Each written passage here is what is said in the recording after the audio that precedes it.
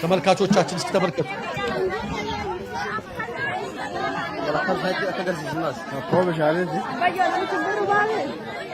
ገንዳ ከኛን አራ ኮብሻኒ ቶከ ወለሳን ሰላ ብሻን ሜተናማ ጀተያውመት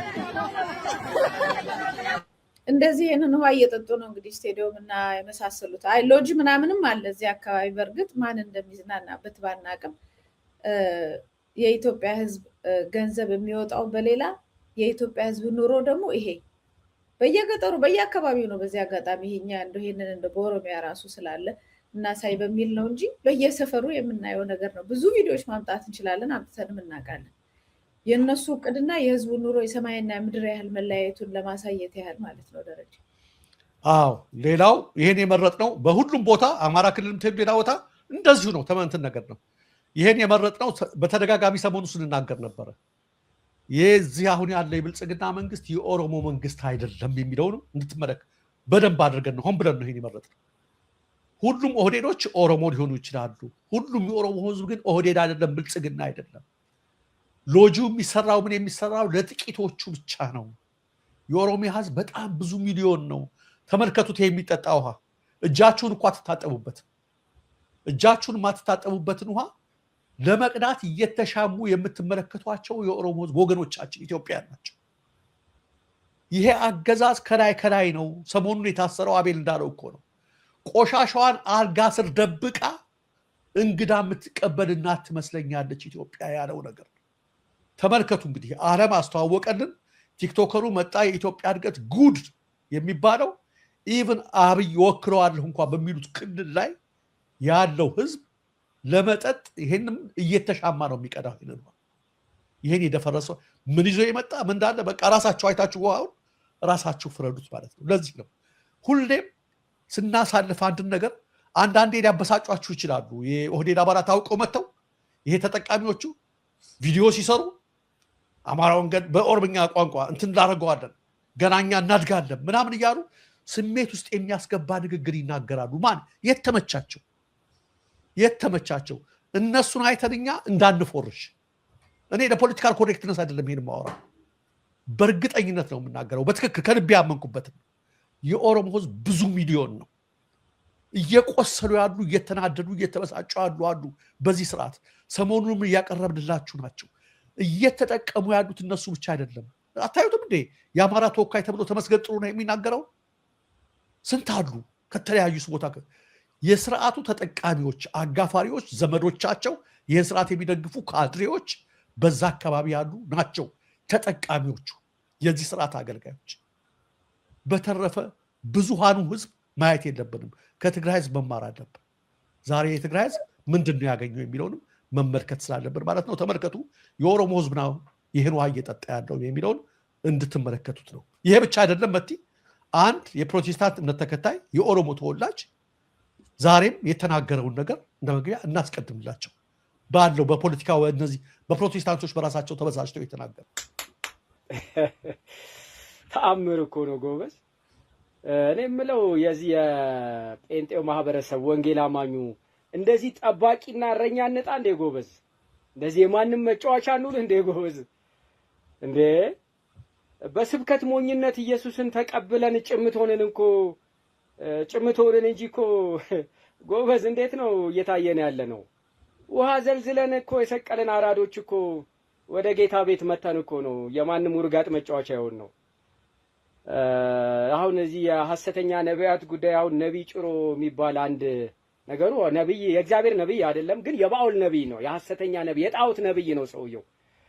ስለ ምርጫ የተናገረው ነገር የአሁኑንም ምርጫ የሚቀጥለውንም ገና የሚመጣውንም ምርጫ ኤክስ ያሸንፋል ምናምን አይነት ጨዋታ ይጫወታል። እኔ ማንም ያሸንፍ ጉዳይ አይደለም፣ ግን ይሄ ህገ መንግስትን በሟርት እንደመናድ ይቆጠራል። መታሰር ያለበት ሰው ነው። በነገራችን ላይ በጣም እኮ ነው የሚደንቀው።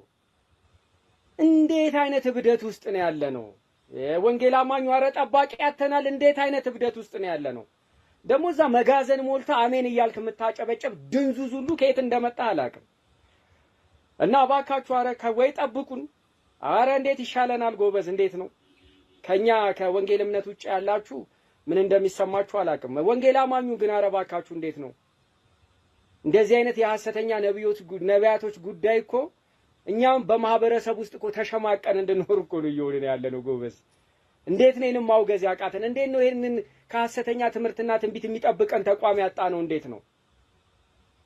በጣም እኮ የሚገርም ነው። ምክንያቱም የዚህን እብድ ሰው ትንቢት የሰማ አንድ በመንግስት መዋቅር ውስጥ ያለ ሌላ እብድ ሰሚ ደግሞ ቀጣይ 5 ዓመት ምርጫ ሲመጣ አይ ምርጫው አይደረግም የሆነ ነብይ የሆነ ጊዜ ያሸንፋል ብሎ ፓርቲያችንን ስለተናገረ ምርጫው አይደረግም እኛ ነን የምንቀጥለው እኮ ሊል ይችላል። ጎበዝ እንዴት አይነት ነገር ነው? እስኪ ተወያዩበት በኮሜንት።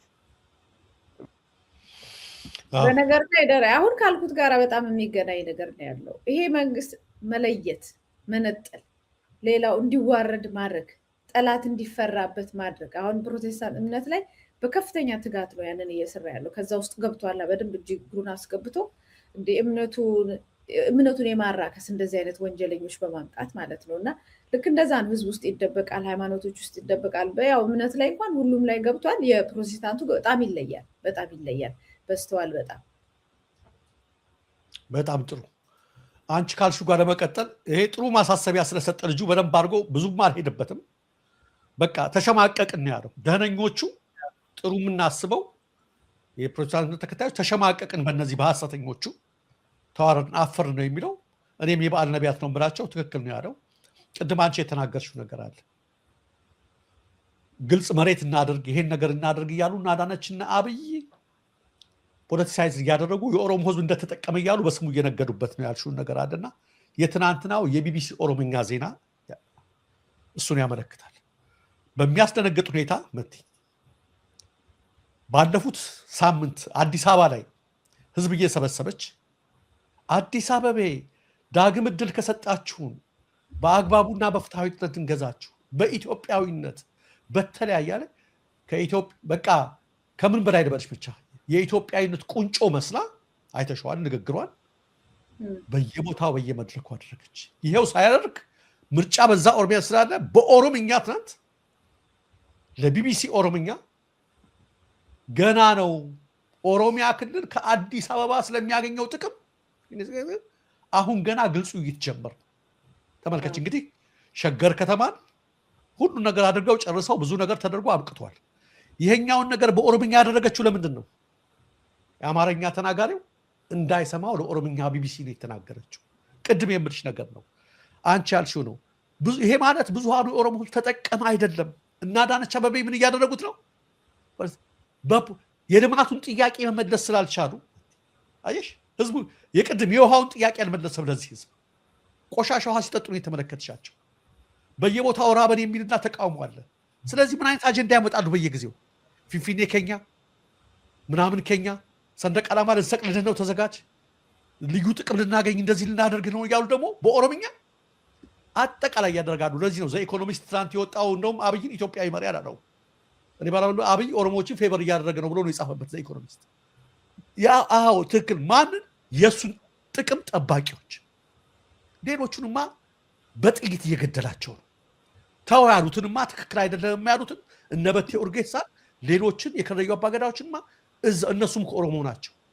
በጥይት እቤታቸው ደጃፍ ላይ ከሆቴል ደጃፍ ላይ እያስገድሏቸው ነው። ተው ያሉትንማ ድሮን እያዘመተባቸው ነው። የትጥቅ ትግል እኮ ከሚካሄድበት አካባቢ በአሁኑ ሰዓት ላይ እኮ አንዱ ከአማራ ክልል ቀጥሎ ኦሮሚያ ክልል እኮ ነው በዚህ ሰዓት ላይ። እሱ ጋር ያልተስማሙት ጋር ማለት ነው። ለተስማሙት ግን ምን እያደረገ ነው? ይሄን እያደረገ ነው። መመለስ ሲያቅታቸው ጥያቄውን ደግሞ የህዝቡና አጣብቂኝ ውስጥ ሲገቡ የአይኤምኤፍ ሪፖርት አይተሸዋል። ኢትዮጵያ ወደ ቁልቁለት እየገባች ነው በሚባልበት ጊዜያት ላይ ችግር ስላለባቸው በኦሮምኛ አይዞ ሰንደቅ ዓላማ ይሰቀላል፣ ብሔራዊ መዝሙር እናደርጋለን፣ ገና ልዩ ጥቅም። ትናንትና እኮ ነው ይሄን የተናገረችው አይገርምሽ? ትናንትና ለቢቢሲ ይሄኛውን ጥቅም ልናገኝ ነው ምናምን። እንግዲህ ተመልከቱ፣ አዲስ አበባ ላይ ተቀንሶ የአዲስ አበባ ካሬ ሜትር ወደ ሸገር ተካቶ ያ አልበቃ ብሎ ዙሪያውን አጥረናታል ብሎ ሽመልስ አብዲሳ ተናግሯል። ከማን እንዳጠሯት እኔ እንጃ። ዙሪያዋን አጥረን እየጠበቅናት ነው ፊንፊኔ እያለ የዋና ከተማ ለማድረግ አድሎ የተባሉ ትልልቅ የፌደራል የኦሮሚያ የክልል ቢሮዎችን እንደ ናዝሬት ምናምን በመሳሰሉ ከተሞች ከመስራት ይልቅ ፍርድ ቤቶች ምኖች ሳይቀሩ አዲስ አበባ ላይ አድርገው ለዛ ተዘጋጅተዋል።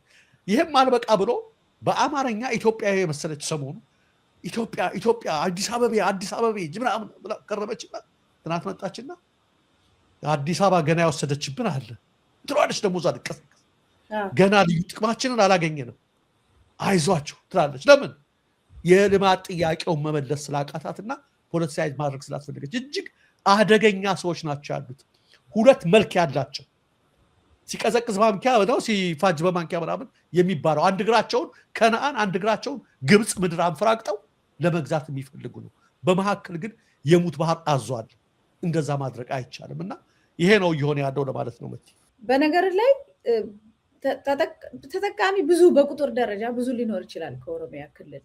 ለምንድነው መሰለ ህዝቡን ለመማረክም ይሁን ለነሱ የመገንጠል ሀሳብ ላላቸውም ኃይል ለመጥቀም ይሁን ብዙ መሰረተ ልማቶች ኦሮሚያ ክልል ይደረጋሉ፣ ይሰራሉ። ይሄንን የምንክደው ነገር አይደለም። መንገዶች እንደ አንተ ተራራ ላይ አይደለም እንደ ለህዝብ የሚያርሰው ተራራ ላይ ምናምን በባዶ እግሩ ነው አይደል የሚያርሰው? በትራክተር ያርሳል ኦሮሚያ ክልል። ይሄ በመንግስት በራሳቸው ሚዲያ ነው በጣም ብዙ ትራክተሮች አስገብተው ሲያድሉ ለገበሬው ያሳዩ። ይሄንን ያያል ሰው፣ ይሄንን ስለሚያይ ነው። ይሄንን ያያል። እሱም ብቻ አይደለም፣ ሌሎች ነገሮችም አሉ። በደንብ በፊት ለፊት የሚታዩ ብዙ ነገሮች አሉ።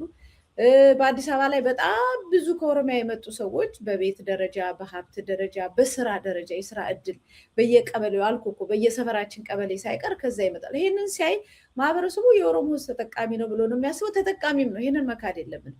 በቁጥር ለእነሱ በሚጠቅማቸው ልክ የሚጠቅሙት አለ። ግን የእውነት የኦሮሚያን ክልልና የኦሮሞን ህዝብ ይጠቅሙታል ወይ ለሚለው እንደው ሀብታም እንኳን ቢያረጉት አሁን ነገ ያጣሉታል ከህዝቡ ጋር እና የበለጠ ጉዳት ነው የሚደርሰው። የፈለገ ባለስልጣን የፈለገ ባለሀብት አሁን በኦሮሞ የሚያዘውን ሀብት እንጨምራለን፣ እንቀይራለን፣ ዲሞግራፊ ለውጥ እናመጣለን ብለው ለኦሮሞ ብዙ ሰዎች መሬት እየተሰጣቸው ነው። አየር በአየር ነው መሬት የሚገዙት። ምንም የሚካድ ነገር የለም። መሬቱ ይሰጣቸዋል። ዛሬ ከሌላ ሰው ተቀምጦ ይሰጣቸዋል። መሬቱን ሳይወስዱ አየር በአየር በሚሊየን በመቶ ሚሊየን ምናምን ወይ በ50 ሚሊዮን ይሸጡታል። ከዛ 100 ሚሊዮን ቀጥታ ወደ እነሱ አካውንት ይገባል። በ24 ሰዓት ውስጥ ሀብታም ሆኑ ማለት ነው። ይሄ ነው እና ብዙ ሀብታሞች ተፈጥረዋል። ይሄ የሚካድ እውነት አይደለም። ነገር ግን የነዚህ ሀብታም መሆን ለኦሮሚያ ህዝብ ይጠቅመዋል አይጠቅመውም? በዚህ በሀገር ገንዘብ አንድን ብሔር ብቻ መጥቀም ይጠቅመዋል አይጠቅመውም ብትለይ በጣም ብዙ ጉዳት አለው። በጣም እነዚህማ ነገ ገንዘባቸውን አሽሸው ወደ ውጭ ሊሄድ ይችላሉ። ሌላው ጋር እንዴት ነው የሚኖረው?